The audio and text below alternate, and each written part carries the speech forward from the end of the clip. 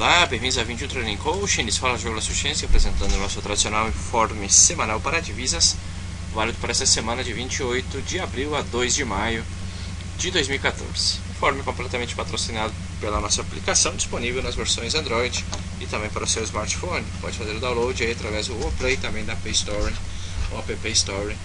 E essa que está em sua tela é a nossa versão web, disponível aí para acessar com seu e-mail e uma senha. Vamos então com o nosso calendário econômico. Temos aqui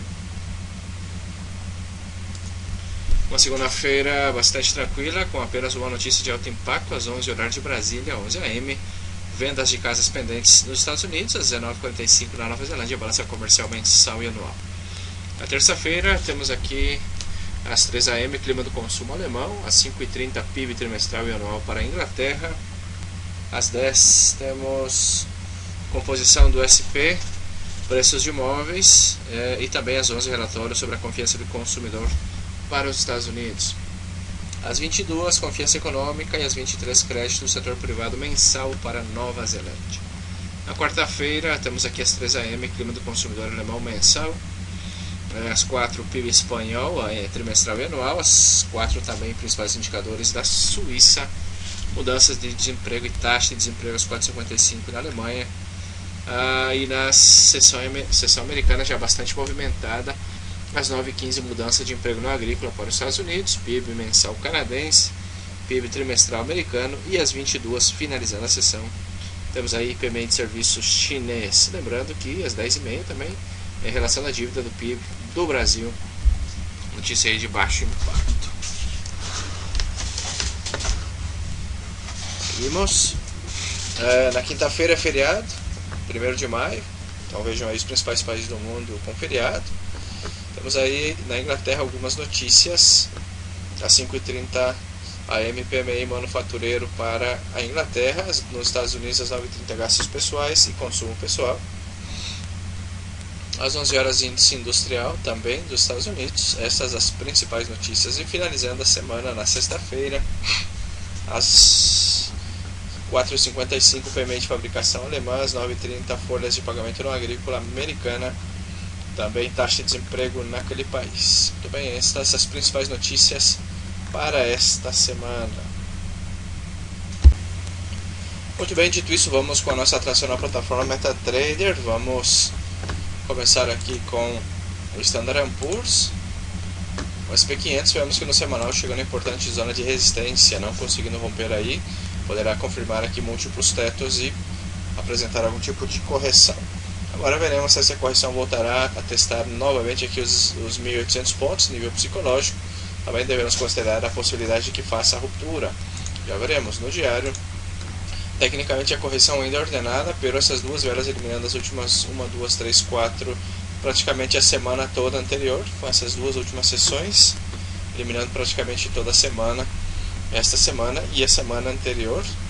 Vemos que poderia apresentar ainda um fundo ascendente, voltar a testar o topo, porém também poderia seguir corrigindo e vir a testar aqui os 1.853 pontos. Eu pensaria num seguinte topo descendente, um pivô de baixa no diário para pensar em vendas. Em 4 horas vemos que está sentado aí na média móvel de 200, um seguinte pullback, o máximo menor, um pivô de baixa, poderia ser uma importante oportunidade por aqui.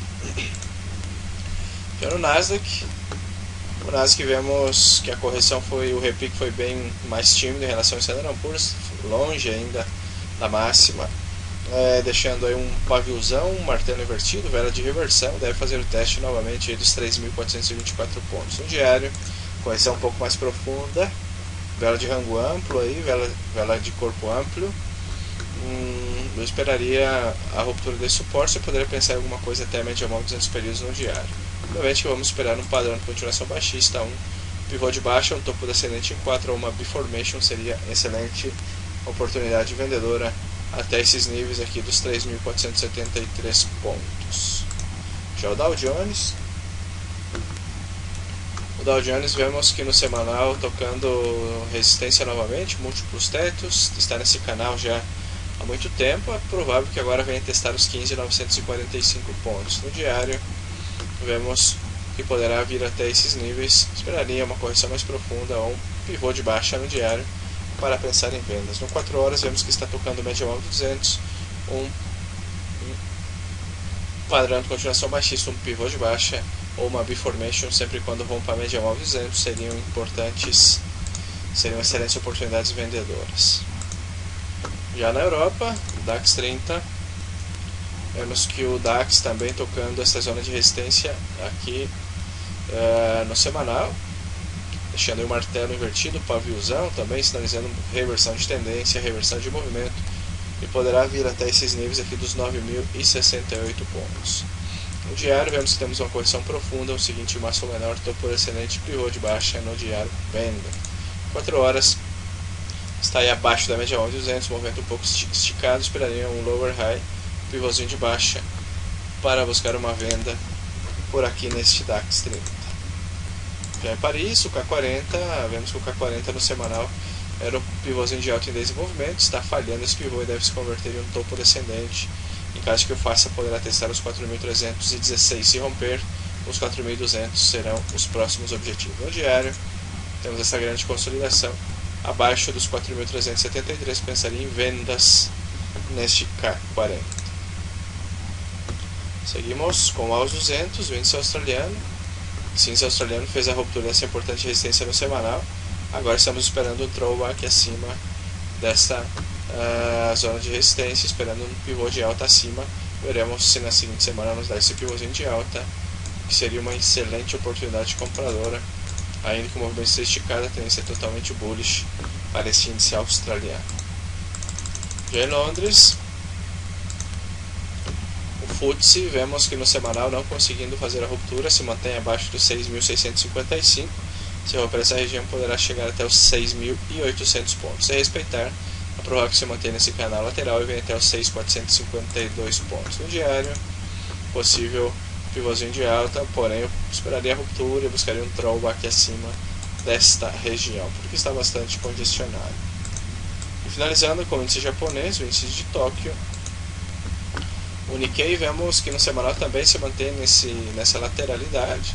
Respeitou aqui os 14.655 e mais provável que venha testar os 13.820. Agora no diário, a correção ainda, tecnicamente ainda é ordenada, poderia apresentar um pivô, porém eu esperaria que esse pivô falhe e apresente um topo descendente. Uma vez que apresente esse pivôzinho de baixa, poderia ser uma excelente oportunidade vendedora para este índice japonês. Muito bem, esse é o nosso informe semanal para índices bursáteis. Sou o Jonas Suchenski, um abraço e fiquem com Deus. Vai lá.